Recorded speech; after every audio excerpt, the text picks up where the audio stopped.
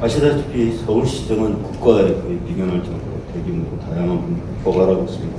이번 질문은 서울시의 복지정책이나 교육정책, 그리고 시민단체 지원, 그리고 교통방송 등에 대한 변화에 대해서 질문을 이어가도록 하겠습니다. 서울신문의 최광수 대기자님 부탁드립니다. 네, 먼저 복지 정책에 대해서 여쭤보고 싶은데요. 우리 시장의 복지 정책은 모두에게 골고루 나눠주는 그런 보편적 복지가 아니라 어떤 특정한 타겟을 정해줘서 나눠주는 선별적 복지 정책에 대해서 소신을 갖고 계시는 걸로 알고 있는데, 그래서 과거 한 10년 전에 무상급식 관련해서 시장께서는 단계적 무상급식 주장하시면서 전면적인 무상급식 반대하셨습니다.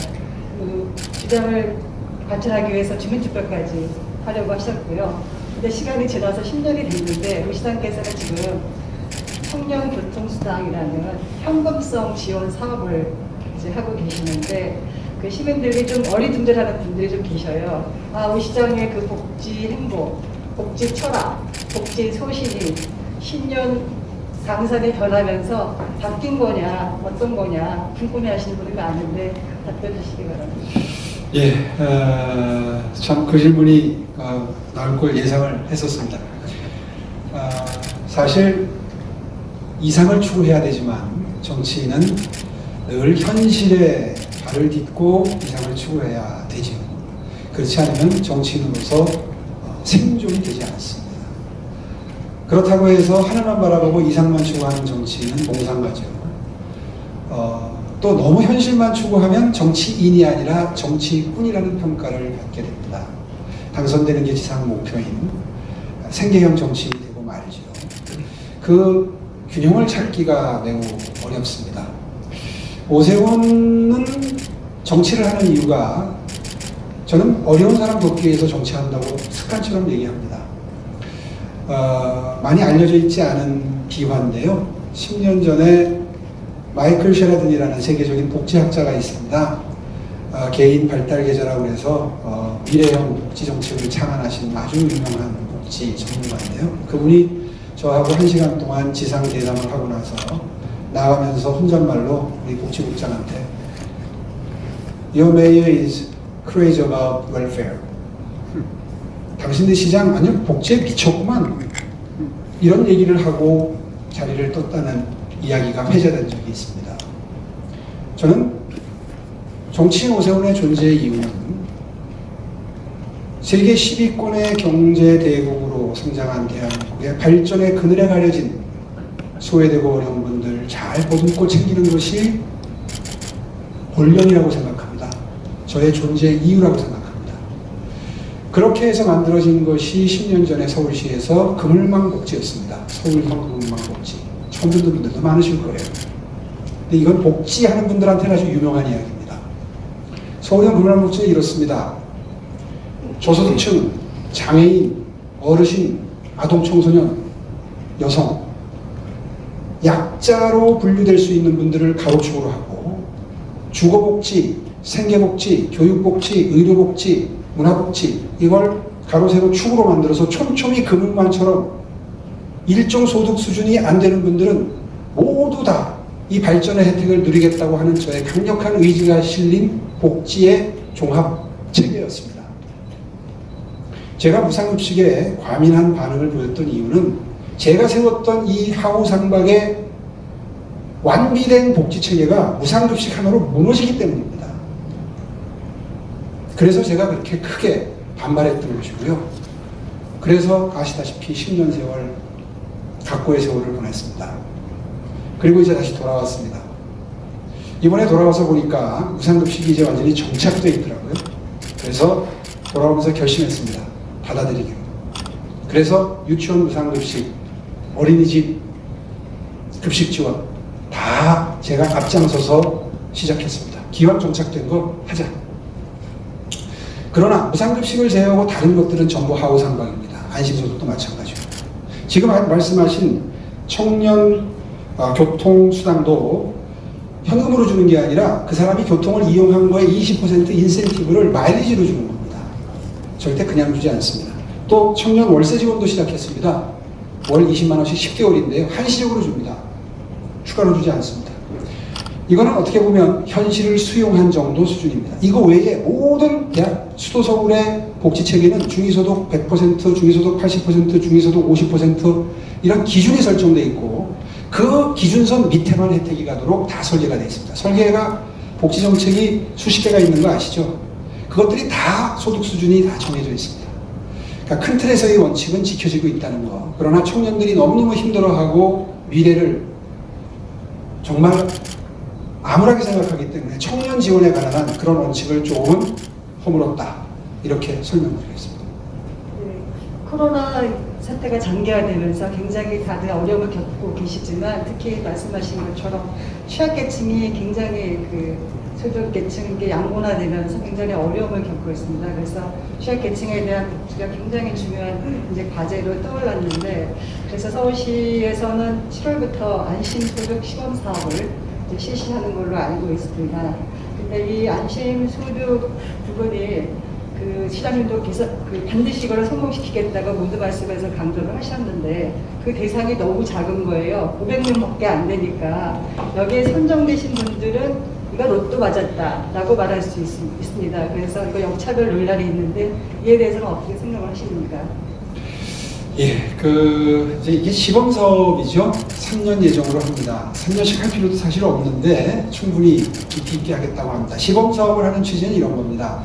500가구를 올해 선정하고요. 내년에 300가구 선정해서 800가구 하는데 이 가구 외에 1600가구의 비교 집단을 또 선정을 합니다. 이분들은 기존의 기초수급자 제도를 그대로 혜택을 받는 분들입니다. 자, 그러면 어떤 비교가 되느냐? 새로 만든 안심소득 수혜자와 800가구와 기존의 기초수급자들 1600가구의 생활 패턴의 변화, 근로의욕의 변화, 노동환경의 변화, 그리고 실제로 일자리를 찾으러 다니는지 근로의욕의 변화 이런 것들을 복지학자, 심리학자, 사회학자, 통계학자, 경제학자들이 전부 수십 명이 달라붙어서 이분들을 추적조사합니다.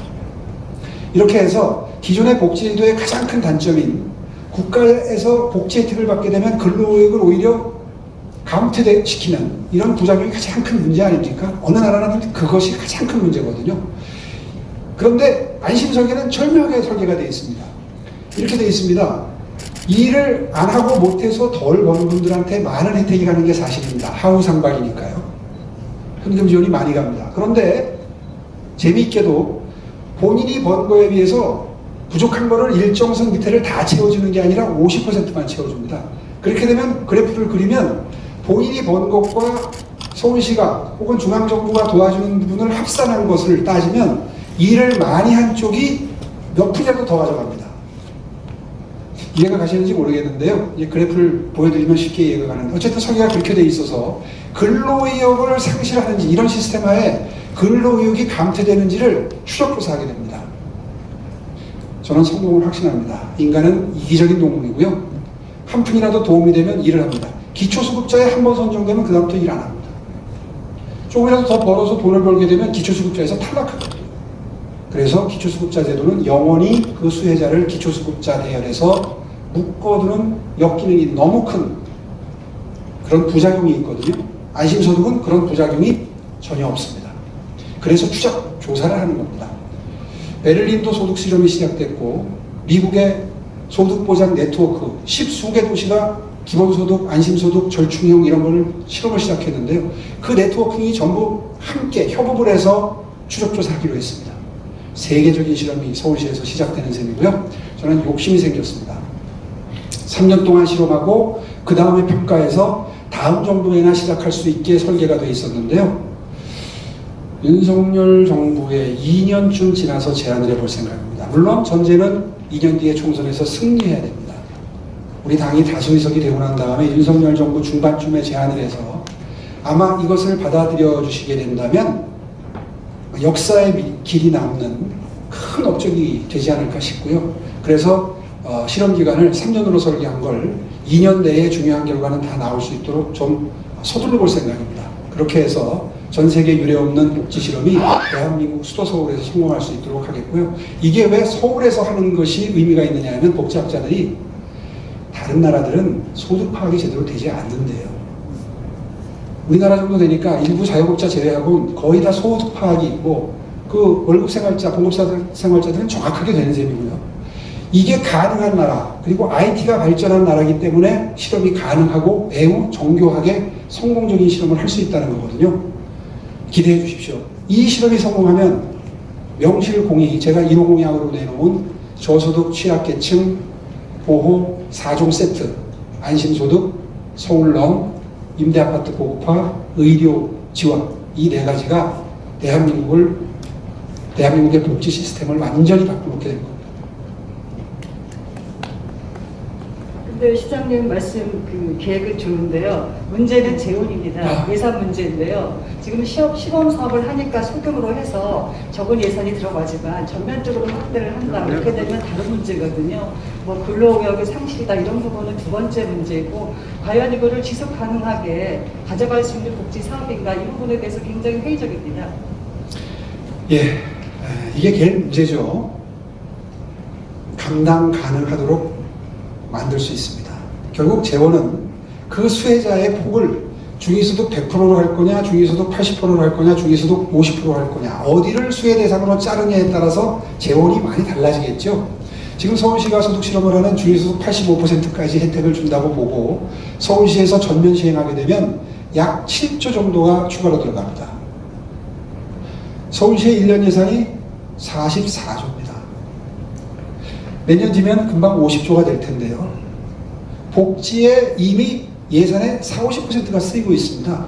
그리고 하나 중요한 것은 기존의 복지 시스템을 생략하면서 이 제도로 옮겨오는 겁니다. 기존의 제도를 그대로 두고 하는 게 아니라, 방금 전에 설명드렸지만 이 제도가 전면 시행되면 기초수급자 제도가 없어지는 거예요. 차상위 계층한테 가는 복지 혜택이 없어지는 겁니다. 가능하겠죠? 그렇게 해서 충분히 복지 예산 자연 증가분 이내로 설계를 하는데, 중위소득 50%에서 60% 정도 밑에만 이런 하우상박 도움을 주면 충분히 감당이 가능하고요. 지금 현재로도 중위소득 한 85%, 100%까지 욕심을 부리면 버겁습니다. 우리 예산 증가 그 추세와 비춰봤을 때. 그런데 그 설정을 중위소득 50으로 할 거냐 80으로 할 거냐는 우리의 선택의 문제입니다. 저는 중위소득 50% 정도만 설정해도 기초수급자 차상위제도 커버하고도 남습니다. 그리고 중요한 것은 지금 기초수급자는요, 그 소득계층 밑에 있는 가구에 절반밖에 보호를 못합니다. 복지 사각지대에 있는 가구들이 많아요. 이번에 창신동 모자 돌아가신 거, 거기가 다 쓰러져가는 1억 7천만 원짜리 주택 하나 있기 때문에 기초수급자들에서 탈락하면서 그분들이 그런 비참한 죽음을 맞이하신 거거든요. 그런데 만약에 안심소득 같은 이런 제도가 시행이 되면 복지 사각지도가 완전히 사라집니다. 엄청난 실험이 시작되고 있는 겁니다. 네, 그 코로나 이후의 문제 다시 한번 짚어보고 싶은 게 있는데요. 교육 문제입니다. 코로나 때문에 이제 원격으로 수업을 하다 보니까 이 소득 격차에 따라서 학력 격차도 심해지고 또 학력 저하 현상도 전반적으로 나타나고 있어서 교육비가 비상입니다. 그래서 서울시도 그 저소득층 자녀들을 위해서 공짜로 무료로 그 인터넷 강의를 들을 수 있도록 그런 서울런 사업을 하고 있는 걸로 알고 있는데요. 취지는 굉장히 좋다고 생각을 합니다.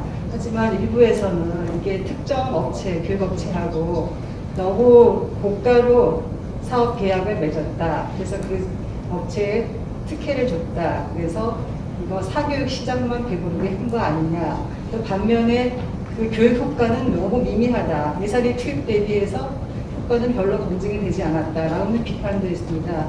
특히 이게 인터넷 강의니까 무료로 제공은 하지만 교재비가 너무 비싸다고 학부모들은 아우성입니다. 그래서 뭐 세 과목에 40만 원이라는 얘기도 있는데 이게 배보다 배꼽이 더 큰 사업 아닌가요? 예, 정말 깊은 관심 너무 감사드립니다.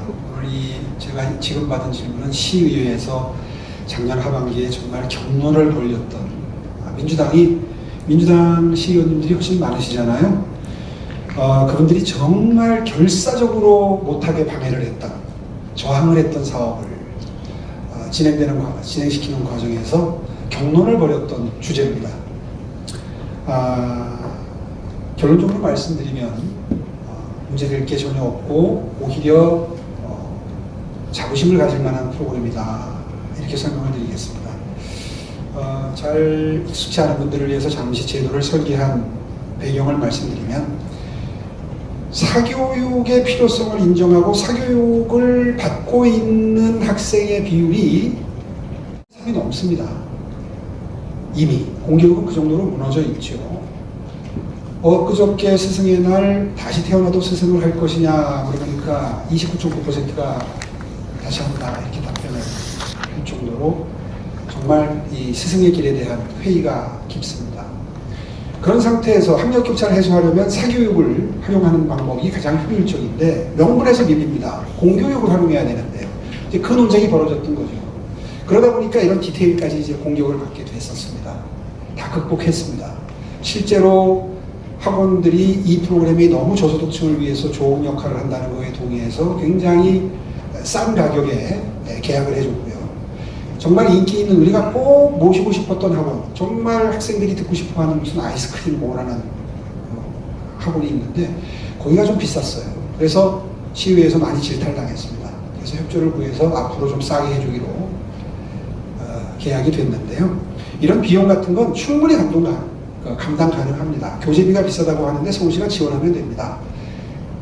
굉장히 소득 수준이 낮은 지금 현재로서는 중위소득 한 50-60% 밑에 학생들만 해당이 되거든요. 여기에 교재비 지원해도 아깝지 않습니다. 저는 교육의 힘을 믿습니다. 중고등학교 때 학습 성취도가 낮아서 좋은 대학 못 가고 그 바람에 좋은 데 취직 못하고 또 가난한 인생을 살면서 결혼도 힘들고 다시 또 아이들한테까지 이 가난이 대물림되는 이 빈곤의 악순환을 어딘가에서는 끌어줘야 되는 것이 그것이 복지국가 아니겠습니까? 그것이 진정한 의미에서의 계층이동 사다리의 복원인데요. 저는 거의 거기에 꽂혀 있습니다. 솔직히 말씀드려서. 그래서 제가 낸 아이디어인데요. 저는 어렸을 때 저희 어머님이 야 공부만 잘하면 우리도 잘 살 수 있어. 그거 하나로 여기까지 왔습니다. 이제 서울시가 그걸 하겠다는 겁니다. 그 어머니의 역할을 하겠다는 겁니다. 저는 거기에는 돈 안 아낄 겁니다. 아무리 반대하는 사람들이 반대해도 단 한 사람의 인생이라도 바뀐다면 그 투자는 아낄 투자가 아닙니다. 이번 기회에 민주당이 호소합니다. 공교육을 망가뜨려 놨으면 책임을 져야죠.